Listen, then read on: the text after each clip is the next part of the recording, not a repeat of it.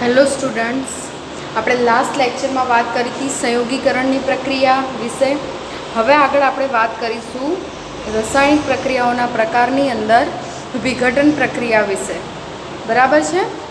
તો વિઘટન પ્રક્રિયા કોને કહેવાય? તો જ્યારે આપણે કોઈ પ્રક્રિયા દરમિયાન કોઈ પ્રક્રિયકને ઉષ્મા કે તાપમાન કે એવી કોઈ રિએક્શનની અંદર રાખી અને પ્રક્રિયા કરીએ છીએ, તો એ જે પ્રક્રિયક છે એનું અલગ અલગ નિપજોની અંદર વિઘટન થાય છે. એને આપણે વિઘટન પ્રક્રિયાઓ કહીએ છીએ. સંયોગીકરણ અને વિઘટનમાં તમારે યાદ રાખવું હોય તો સંયોગીકરણમાં શું થશે? પ્રક્રિયકોની સંખ્યા 2 કે તેથી વધારે હતી, જ્યારે વિઘટનની અંદર નિપજની સંખ્યા 2 કે તેથી વધારે હશે. ઉદાહરણ સાથે સમજીએ આપણે. એ તમને કીધું છે કે એક શુષ્ક ઉત્કલન નળીમાં 2 ગ્રામ ફેરસ સલ્ફેટ લો અને ફેરસ સલ્ફેટના સ્ફટિકનો રંગ નોંધો. આકૃતિમાં દર્શાવ્યા પ્રમાણે ઉત્કલન નળીને બર્નર અથવા સ્વીટ લેમ્પની જ્યોત પર ગરમ કરો અને ગરમ કર્યા બાદ ફેરસ સલ્ફેટના જે સ્ફટિક મળે છે એનો રંગ જોવાનો છે. આપણે એક ટેસ્ટ ટ્યુબની અંદર ફેરસ સલ્ફેટ નાખવાનું છે, એને ગરમ કરવાનું છે અને ગરમ કર્યા પછી ફેરસ સલ્ફેટના રંગમાં શું રૂપાંતર આવે છે એ જોવાનું છે.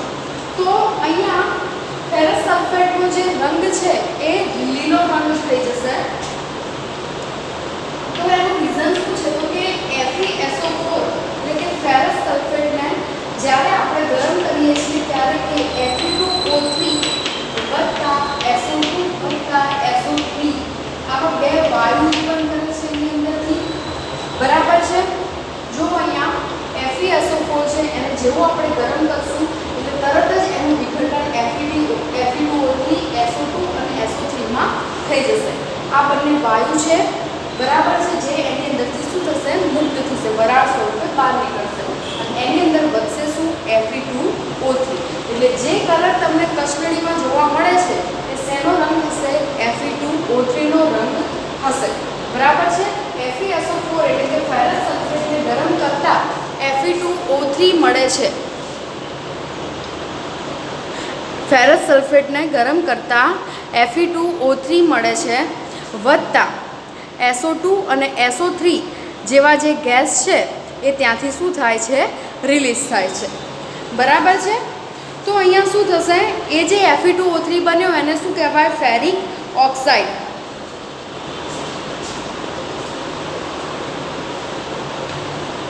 આને શું કહીશું આપણે? Ferric oxide. અને આને શું કહીશું આપણે? Ferrous sulphate. બરાબર છે? તો એક પ્રક્રિયા તૂટી અને વધુ સરળ નિપજો મળે છે અને આ પ્રક્રિયાને આપણે કેવી પ્રક્રિયા કહીશું? વિઘટન પ્રક્રિયા કહીશું. સૌથી પહેલા શું થશે? FeSO4 * 7H2O. આનું જે FeSO4 * 7H2O એનો મતલબ કે એની અંદર પાણીના અણુ રહેલા છે. તમે જેવું એને ગરમ કરશો એટલે તરત એની અંદરથી પાણીના અણુઓ શું થઈ જશે? દૂર થઈ જશે. પછી FeSO4 નું વિઘટન થવાનું શરૂ થશે અને FeSO4 Fe2O3 માં, SO2 માં અને SO3 માં એનું વિઘટન થશે અને એનો જે રંગ છે, આનો જે લીલો રંગ છે એ બદલાઈ જશે. તો આ રીતે ફેરિક ઓક્સાઇડ, સલ્ફર ડાયોક્સાઇડ અને સલ્ફર ટ્રાયોક્સાઇડ મળે છે આપણને. તો ફેરિક ઓક્સાઇડ ઘન છે, જ્યારે SO2 અને SO3 એ બંને કેવા છે? વાયુ સ્વરૂપે જોવા મળે છે. એ જ રીતે આપણે વાત કરીએ કેલ્શિયમ કાર્બોનેટ ચૂનાના પથ્થરની. તો કેલ્શિયમ કાર્બોનેટને ગરમ કરીશું ચૂનાના પથ્થરને, તો એનું વિઘટન શેમાં થશે? તો કે કેલ્શિયમ ઓક્સાઇડ વત્તા કાર્બન ડાયોક્સાઇડ. આનું વિઘટન, આને ગરમી આપીશું તો એનું વિઘટન શેમાં થશે? કેલ્શિયમ ઓક્સાઇડ વત્તા કાર્બન ડાયોક્સાઇડની અંદર એનું વિઘટન થશે. આને શું કહીશું આપણે? ચૂનાનો પથ્થર. અને કેલ્શિયમ ઓક્સાઇડ શું કહેવાય? કડી ચૂન. બરાબર છે? તો આ રીતે આનું વિઘટન આવી 2 નિપજમાં થશે. તો વિઘટન પ્રક્રિયાની અંદર એક પ્રક્રિયા થશે, નિપજ વધારે મળશે. જ્યારે સંયોગીકરણમાં શું હતો? પ્રક્રિયક વધારે હતા, તમને નિપજ એક જ મળતી હતી. તો વિઘટન પ્રક્રિયાની અંદર તમારે ઉષ્મા કે એવી કન્ડિશન આપવી પડે છે પ્રક્રિયકને કે જેથી એનું ઇઝીલી વિઘટન 2 કે 3 નિપજની અંદર થઈ શકે છે. બરાબર છે. તો આ પ્રક્રિયા દરમિયાન શું થાય છે? પ્રક્રિયકો ઉષ્માનું શોષણ કરે છે. આપણે ઉષ્મા આપીએ છીએ એટલે એ બધા શું કરે છે? ઉષ્માનું શોષણ કરે છે અને એનું શું થાય છે? વિઘટન. તો ઉષ્માનું શોષણ કરે તો એવી પ્રક્રિયાને ઉષ્મા શોષક પ્રક્રિયાઓ કહેવામાં આવે છે. અને આગળ આપણે જોયું હતું સંયોગીકરણ પ્રક્રિયા, એની અંદરથી ઉષ્મા મુક્ત થતી હતી. તો એવી પ્રક્રિયાઓને આપણે કેવી કહેતા હતા? ઉષ્મા ક્ષેપક પ્રક્રિયા કહેતા હતા. બરાબર છે. તો હવે અહીંયા જો તમને એવું કીધું છે કે એક કસનળીમાં આપણે 2 ગ્રામ જેટલો લેડ નાઇટ્રેટ PbNO3 લેવાનો છે. શું લેવાનો છે? Lead nitrate PbNO3 twice. હવે લેડ નાઇટ્રેટને આપણે ગરમ કરીશું એટલે એની અંદરથી કથ્થાઈ રંગનો ધુમાડો નીકળે છે જે શેનો હોય છે? NO2 નો હોય છે. તો આને ગરમી આપીશું લેડ નાઇટ્રેટને તો એ શેમાં રૂપાંતર થશે? તો કે PbO વત્તા NO2 વત્તા O2 માં રૂપાંતર પામે છે. અહીંયા લેડ નાઇટ્રેટને ગરમ કરીએ તો લેડ ઓક્સાઇડ વત્તા નાઇટ્રોજન વત્તા ઓક્સિજનની અંદર એ શું થાય છે? રૂપાંતર પામે છે. બરાબર છે. હવે અહીંયા આપણી પ્રક્રિયા જોઈએ તો સંતુલિત છે નહીં. તો અહીંયા શું થશે? PbNO3 twice. બરાબર છે. અહીંયા 2 2 4 ને 5 ઓક્સિજન છે. હવે અહીંયા ધારો કે હું 2 કરું તો આપણમાં કેટલા કરવા પડે? 2. તો અહીંયા જુઓ તમે લેડ 2 થઈ ગયા, અહીંયા પણ 2 થઈ ગયા. અહીંયા કેટલા થશે? આ ઓક્સિજન 3 2 6 7 અને 8. અહીંયા કેટલા થયા? 2 2 4 5 અને 6. હજી આ પ્રક્રિયા સંતુલિત નથી. પણ અહીંયા 2 કેટલા થશે? જુઓ n કેટલા થશે? 2 2 4. કઈ રીતે? અહીંયા NO3 ટ્વાઇસ છે એટલે એ વાળા 2 અને આ નાઇટ્રોજનની સંખ્યા 4 છે એટલે અહીંયા હું કેટલા મૂકીશ? 4 મૂકીશ. એટલે શું થશે? 4NO2. બરાબર છે. હવે 4 2 8 ને 2 10 ને 2 12 ઓક્સિજન થયા. અહીંયા કેટલા થાય છે? 3 2 6 7 અને 8 ઓક્સિજન થાય છે. તો હવે અહીંયા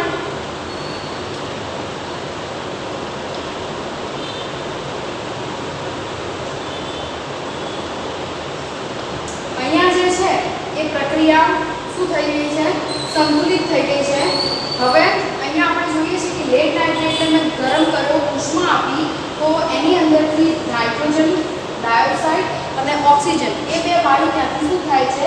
મુક્ત થાય છે. અને તમને કસનળીમાંથી નાઇટ્રોજનનો જે છે એ કથ્થાઈ રંગનો ધુમાડો નીકળતો દેખાશે. બરાબર છે. તો આ રીતે આપણે આ જે બધી પ્રક્રિયા છે એ કઈ છે પ્રક્રિયા? તો કે વિઘટનની પ્રક્રિયા છે. એના સિવાય તમને એક ઉદાહરણ આપ્યું છે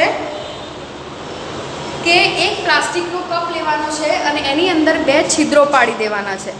હવે એક પ્લાસ્ટિકનો કપ લઈ એની અંદર તમે 2 છિદ્રો પાડો એટલે કંઈક આવી રચના જોવા મળશે. જુઓ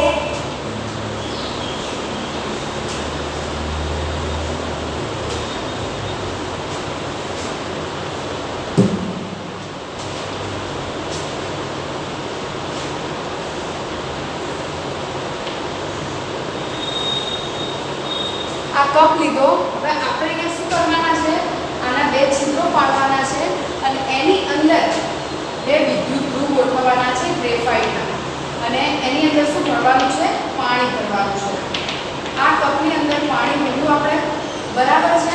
અહીંયા 2 બૂચ લગાવી દેવાના છે આપણે રબરના અને આને આપણે શું કરવાનું છે? એક બેટરીથી જોડી દેવાનું છે કે જે આને વિદ્યુત પ્રવાહ પસાર કરી શકે.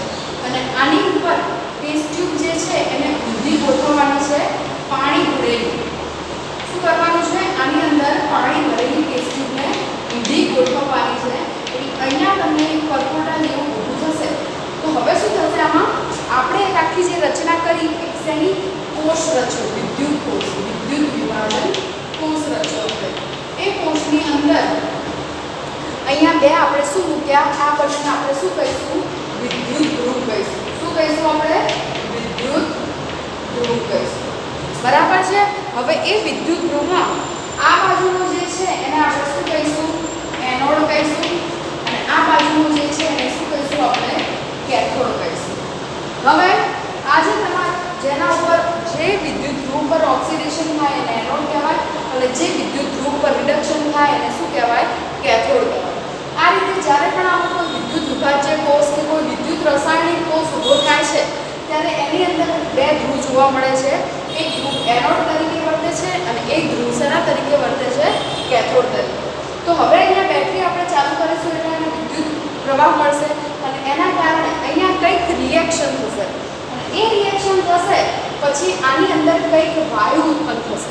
તો તમારે જોવાનું છે કે કયા વાયુ ઉત્પન્ન થયા, તો કઈ રીતે. તો તમારે શું કરવાનું છે, થોડી રિએક્શન થઈ ગયા પછી આ જે તમારી ટેસ્ટ ટ્યુબ છે એને કાઢી લેવાની છે અને મીણબત્તી સળગાયેલી એની નજીક લઈ જવાની છે. તો તમને ખબર પડશે કે અહીંયા કયા વાયુ ઉત્પન્ન થયા છે, કઈ રીતે. તો અહીંયા આપણે કરી રહ્યા છીએ પાણીનું વિદ્યુત વિભાજન. શું કરી રહ્યા છીએ અહીંયા આપણે, પાણીનું વિદ્યુત વિભાજન. તો જ્યારે પાણીનું વિદ્યુત વિભાજન થાય છે ત્યારે એનોડ ઉપર ઓક્સિજન વાયુ મળે છે અને કેથોડ ઉપર ડાયહાઇડ્રોજન વાયુ મળે છે. તો ઓક્સિજન એ દહન પોષક વાયુ છે અને હાઇડ્રોજન એ દહનશીલ વાયુ છે. તો જેવું તમે મીણબત્તીને એની નજીક લઈ જશો એટલે ઓક્સિજન વાયુ મળ્યો હશે તો જે એની ફ્લેમ છે એ એની જે આગ છે એને શું કરશે, વધારે આગ લગાડશે ઓક્સિજન હશે તો, અને હાઇડ્રોજન વાયુ હશે તો એ પોતે જ સળગવાનું સ્ટાર્ટ થઈ જશે. એમ આ રીતે આપણે આ પાણીના વિદ્યુત વિભાજન દ્વારા અહીંયા કયા કયા વાયુ ઉત્પન્ન થાય છે એની આપણે વાત કરી. તો અહીંયા પાણીનું શું થશે, વિઘટન. H2O નું H2 અને O2 માં વિદ્યુત વિભાજન દ્વારા શું થવાનું છે, અહીંયા વિઘટન થવાનું છે H2 અને O2 ની અંદર. તો આ બધી જે રિએક્શન આપણે જોઈ એ બધી રિએક્શન શેની છે, વિઘટન પ્રક્રિયાની છે. એ જ રીતે અહીંયા તમને બીજું ઉદાહરણ આપ્યું છે કે એક ચાઇના ડીશમાં તમારે શું કરવાનું છે, તો કે AgCl સિલ્વર ક્લોરાઇડ. હવે સિલ્વર ક્લોરાઇડને આપણે સૂર્યપ્રકાશની હાજરીમાં રાખવાનો છે. તો સૂર્યપ્રકાશની કિરણો એના ઉપર પડશે એટલે AgCl નો રંગ છે એ પરિવર્તન થશે, એના રંગમાં કોઈ પરિવર્તન જોવા મળે છે. તો એ પરિવર્તન છે શેના કારણે જોવા મળે છે, તો કે AgCl નું વિઘટન થઈ જશે. શેમાં, તો કે Ag અને Cl ની અંદર વિઘટન થાય છે માટે AgCl નો જે રંગ છે એ શું થાય છે, બદલાય છે. સફેદ કલરમાંથી એ કેવા કલરમાં પરિવર્તન થઈ જશે, રાખોડી કલરમાં પરિવર્તિત થશે. તો આ રીતે AgCl નું વિઘટન થશે અને એ જ પ્રમાણે same to same silver bromide. AgCl એટલે શું કહેવાય, અને સિલ્વર ક્લોરાઇડ કહેવાય, બરાબર છે.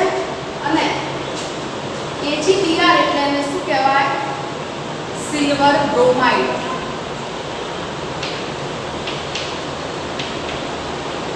તો આનું પણ વિઘટન થશે Ag વત્તા Br2 માં. તો અહીંયા જો બંનેમાંથી એક પણ પ્રક્રિયા સંતુલિત નથી કારણ કે અહીંયા Cl કેટલા છે, 2. તો અહીંયા કેટલા કરી દેવાના આપણે, 2. અહીંયા પણ શું લખવાનું, તો આખી પ્રક્રિયા શું થઈ જશે, સેમ ટુ સેમ આ પણ એ રીતે સંતુલિત થશે. તો આ પ્રમાણે આપણે પ્રક્રિયાનું સંતુલન ધ્યાનમાં રાખવાનું છે કારણ કે આ ચેપ્ટરની અંદર આપણે પ્રક્રિયાનું સંતુલન કરતા શીખ્યા છીએ, બરાબર છે. તો બધી પ્રક્રિયા સંતુલિત છે કે કેમ એ બધી વસ્તુને આપણે ધ્યાનમાં રાખવાની છે. તો સિલ્વર બ્રોમાઇડ જે છે એ શ્વેત, શ્યામ અને શ્વેત ફોટોગ્રાફીમાં ઉપયોગ થાય છે એનો, કોનો, AgBr નો. તો આ જે છે એ MCQમાં એમાં પૂછાતું હોય છે કે ભાઈ શ્યામ અને શ્વેત ફોટોગ્રાફીમાં શેનો ઉપયોગ થાય છે. તો આપણે જે હાલ સિલ્વર બ્રોમાઇડવાળી AgBr વાળી પ્રક્રિયા જોઈ એ પ્રક્રિયાનો ઉપયોગ શ્વેત અને શ્યામ ફોટોગ્રાફીમાં થાય છે. તો આ વસ્તુ આપણે યાદ રાખવાની છે. હવે આગળ છે વિસ્થાપન પ્રક્રિયા. તો વિસ્થાપન પ્રક્રિયા વિશે આપણે ભણીશું. પ્રક્રિયાઓના નામના આધારે જ છે બધું. સંયોગીકરણ એટલે એકમાંથી એક અને બે પ્રક્રિયાઓ ભેગા થઈ અને કંઈક નવું બનાવે, નિપજ આપે કંઈક, એને શું કહેવાય? સંયોગીકરણ. વિઘટન એટલે કે એક જ પ્રક્રિયાનું અલગ અલગમાં વિઘટન થાય એને શું કહેવાય? વિઘટન પ્રક્રિયા. અને વિસ્થાપન પ્રક્રિયા એટલે કે એકની જગ્યા બીજું કોઈક લઈ લે એને કહેવાય વિસ્થાપન. બરાબર છે? વિસ્થાપન મતલબ કે એનો જ આપણે સ્થાપન કોને કહીએ છીએ? જ્યાં કોઈ વસ્તુ બેસાડે એને સ્થાપન કહે. વિસ્થાપન એટલે કે એકની જગ્યા બીજું કોઈક લઈ લે, એક ત્યાંથી જાય અને બીજું ત્યાં ઉમેરાય, એવી પ્રક્રિયાને કેવી પ્રક્રિયા કહીશું આપણે? વિસ્થાપન પ્રક્રિયા. અહીંયા તમને ઉદાહરણ આપ્યું છે કે તમારે એક તમને કસ્ટડી આપી છે, એક કસ્ટડીની અંદર શું કર્યું છે? બે ખીલીઓ લગાવી છે. શું લગાવી છે? બે લોખંડની ખીલી. અને આની અંદર શેનું દ્રાવણ ભરેલું છે? કોપર સલ્ફેટનું દ્રાવણ ભરેલું છે. અને ખીલી આપણને ખબર છે લોખંડ એટલે કે Fe ની બનેલી હોય. તો હવે તમારે ત્રીજી એક ખીલી લેવાની છે જેને અલગ રાખવાની છે કે જેથી તમે એક ખીલીનું અને આ બંને ખીલીનું અવલોકન કરી શકો. તો હવે આ જે Fe એટલે કે લોખંડની ખીલીઓ તમે કોપર સલ્ફેટના દ્રાવણમાં ડુબાડી તો થશે શું? તો કે કોપર સલ્ફેટના દ્રાવણમાં લોખંડની ખીલી ડુબાડી અને કાઢી લેશો તો તમને સમજાશે કે આ ખીલી જે લોખંડવાળી હતી એ અને આ બંનેના રંગમાં ખાસો પરિવર્તન જોવા મળે છે. લોખંડની ખીલી જે છે એ કથ્થઈ ડાર્ક કથ્થઈ રંગની થઈ ગઈ હશે કોપરના દ્રાવણમાં ડબોળ્યા પછી. અને પહેલા કોપર સલ્ફેટનું દ્રાવણ એ વાદળી રંગનું હશે, જે એમાંથી ખીલીઓ બહાર કાઢતા કોપર સલ્ફેટના દ્રાવણનો રંગ પણ કેવો થઈ જશે? આછો વાદળી થઈ જશે. તો આવું થવાનું કારણ શું છે? તો આવું થવાનું કારણ છે વિસ્થાપન પ્રક્રિયા. તો વિસ્થાપન પ્રક્રિયા જે છે એમાં શું થશે? તો જુઓ તો કે કોપર સલ્ફેટનું દ્રાવણ લીધું વત્તા આપણે Fe ખીલી લીધી તો શું થશે? અહીંયા FeSO4 માં રૂપાંતર થશે વત્તા કોપર. તો અહીંયા કોપરની જગ્યા કોણ લઈ લે છે? Fe લઈ લે છે. બરાબર છે? એટલે કે અહીંયાથી કોપરનું વિસ્થાપન થાય છે અને એની જગ્યા પર કોણ આવે છે? Fe આવે છે. એટલે કે અહીંયા આ જે છે એ પ્રબળ છે કોપર કરતાં, એટલા માટે એની જગ્યા એ લઈ શકે છે. અહીંયા કોપર કરતાં નિર્બળ વિસ્થાપન પ્રક્રિયા હોય તો એ કોપરની જગ્યા લઈ શકે નહીં. તો અહીંયા Fe શું કરશે? કોપરની જગ્યા લઈ અને FeSO4 બનાવશે વત્તા કોપર ત્યાંથી શું પડે છે? છૂટું પડે છે. માટે અહીંયા જે છે એ દ્રાવણનો રંગ પણ બદલાય છે અને ખીલીનો રંગ પણ બદલાય છે. સેમ એવી તમને પ્રક્રિયા આપી છે કે તમે ઝીંકની પણ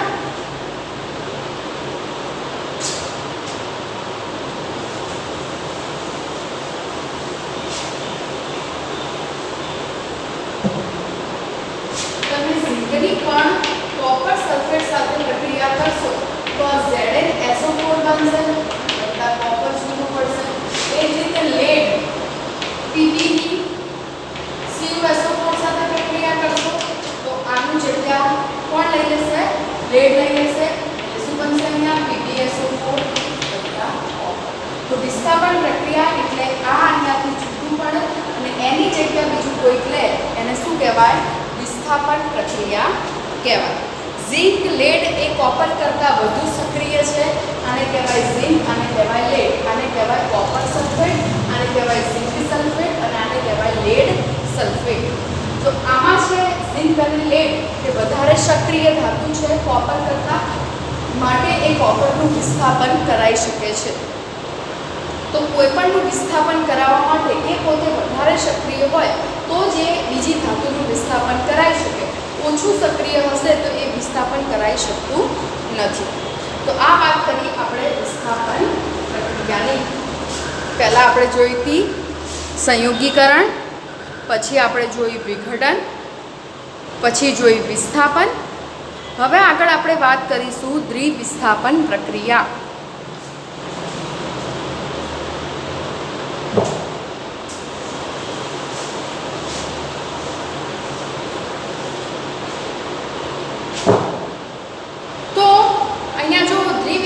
પ્રક્રિયામાં શું એક કસ્ટડીમાં આપણે શું લેવાનું છે, સોડિયમ સલ્ફેટનું દ્રાવણ લેવાનું છે અને એક કસ્ટડીની અંદર આપણે શું લેવાનું છે, બેરિયમ ક્લોરાઇડનું દ્રાવણ લેવાનું છે.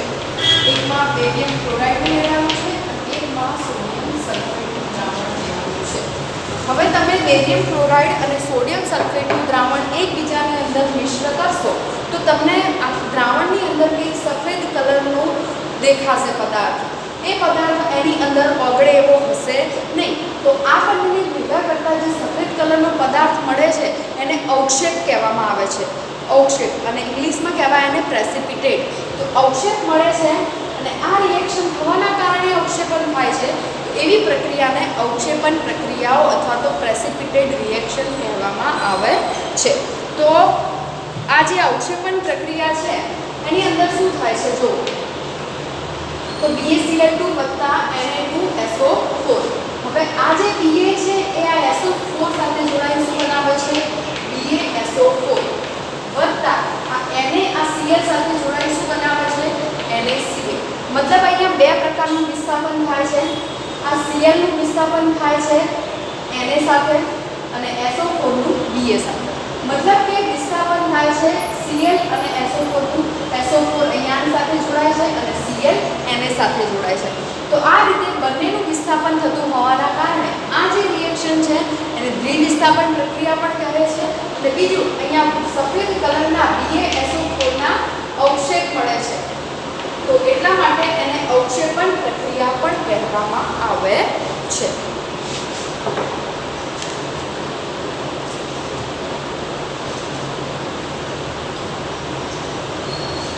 હવે આગળ છે ઓક્સિડેશન અને રિડક્શન પ્રક્રિયા.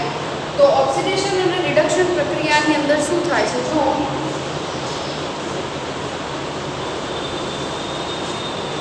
તમને અહીંયા એક ઉદાહરણ આપ્યું છે કે કોપરનો ભૂક્કો લીધો છે એક વાટકીની અંદર. એ કોપરનો જે ભૂક્કો છે એ ભૂક્કાને તમે ગરમ કરો છો તો શું થાય છે કે કોપરની ઉપર કાળા કલરનું જે છે એ સ્તર જામે છે. એ શેના કારણે જામે છે, તો જ્યારે તમે ગરમ કરો છો કોપરના ભૂક્કાને ત્યારે કોપર એ ઓક્સિજન સાથે રિએક્શન કરીને શું બનાવે છે, કોપર ઓક્સાઇડ. તો તમને કોપર ઉપર જે બ્લેક કલરનું ફળ જોવા મળે છે શેનું હોય છે, કોપર ઓક્સાઇડનું હોય છે. એ જ રીતે કોપર ઓક્સાઇડનું ઉપર તમે હાઇડ્રોજન વાયુ પસાર કરો તો ફરીથી કોપર જે હતો એ એમના એમ તમને પાછો મળશે. બરાબર છે. તો આ રીતે એની અંદર રિએક્શન જોવા મળે છે. તો આ બે પ્રકારની તમે રિએક્શન જોઈ, એમાંથી એક ઓક્સિડેશન રિએક્શન છે અને એક રિડક્શન રિએક્શન છે. તો હવે આની અંદર ઓક્સિજનનું ઉમેરણ થાય છે. એટલે આ કેવા પ્રકારની રિએક્શન થશે, ઓક્સિડેશન. અને આની અંદરથી ઓક્સિજન દૂર થાય છે. આ કેવા પ્રકારની રિએક્શન થશે, રિડક્શન. તો આ પ્રકારે ઓક્સિડેશનની વ્યાખ્યા એવી છે કે જેની અંદર ઓક્સિજનનું ઉમેરણ થાય અથવા હાઇડ્રોજન દૂર થાય. તો એવી જે પ્રક્રિયા છે એને ઓક્સિડેશન પ્રક્રિયા કહીશું. અને રિડક્શન પ્રક્રિયા કે જેની અંદર ઓક્સિજન દૂર થાય અથવા તો હાઇડ્રોજન ઉમેરાય. તો એવી જે પ્રક્રિયા છે એને શું કહીશું, આપણે રિડક્શન પ્રક્રિયા કહીશું. બરાબર છે. અને જેની અંદર ઓક્સિડેશન વત્તા રિડક્શન બંને પ્રક્રિયાઓ એકની સાથે થતી હોય તો એને કેવી પ્રક્રિયા કહીશું, આપણે રેડોક્સ પ્રક્રિયા કહીશું. બરાબર છે. તો આપણે અહીંયા જોઈએ રેડોક્સ પ્રક્રિયાનું ઉદાહરણ.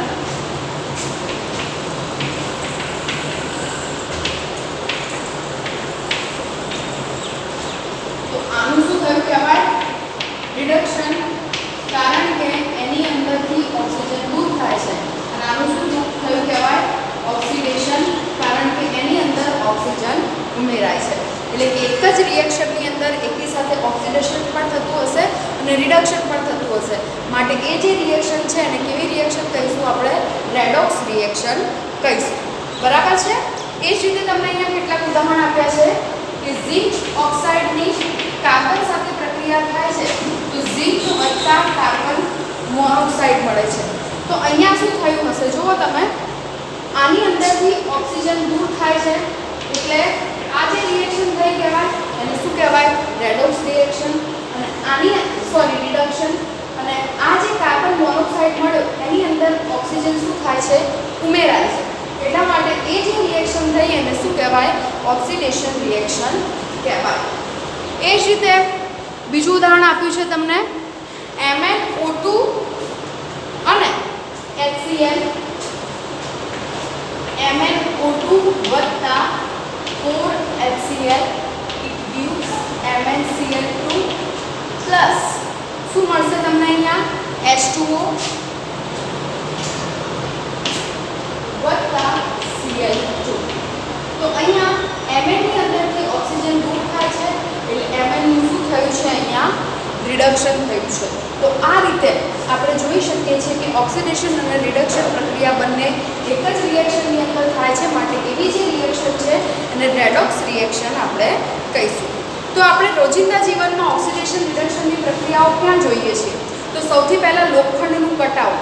લોખંડ આપણે મૂકી રાખીએ છીએ તો વરસાદ કે ભેજવાળા વાતાવરણની અંદર અથવા તો ઘણા સમય સુધી પડ્યું રહે તો લોખંડનું કટાઈ જાય છે લોખંડ. તો એ પણ રિએક્શન ઓક્સિડેશન રિએક્શન છે. બીજું કે આપણે તાંબા ઉપર, તાંબાનો જે રંગ છે, તાંબાની લોટી કે એવા વાસણ આપણે યુઝ કરતા હોઈએ તો એનો જે રંગ છે એમાં જે પરિવર્તન આવે છે, લીલાશ પડતું થઈ જાય છે, એ પણ એક ઓક્સિડેશનની પ્રક્રિયા છે. બરાબર છે. તો આ બધી જે પ્રક્રિયા છે એ પ્રક્રિયા ઓક્સિડેશનની છે. અને એ પ્રક્રિયા જે ઓક્સિડેશન ખવાઈ જાય છે લોખંડ, એના કારણે આપણને ઘણું બધું નુકસાન થતું હોય છે. કારણ કે જે પણ વસ્તુઓ, મોટી મોટી ઇમારતો છે, પુલ છે, પાટા છે, એ બધી વસ્તુ લોખંડની બનેલી હોય છે. તો એના કારણે એ લોખંડ ખવાઈ જાય તો એને બદલવું પડે છે અથવા તો એના કારણે જે પણ કંઈ નુકસાન થાય છે એ ભોગવવું પડે છે આપણે. તો એ ઓક્સિડેશનની પ્રક્રિયા છે એ આપણે શું કહેવાય, રોજિંદા જીવનમાં વારંવાર જોતા હોઈએ છીએ.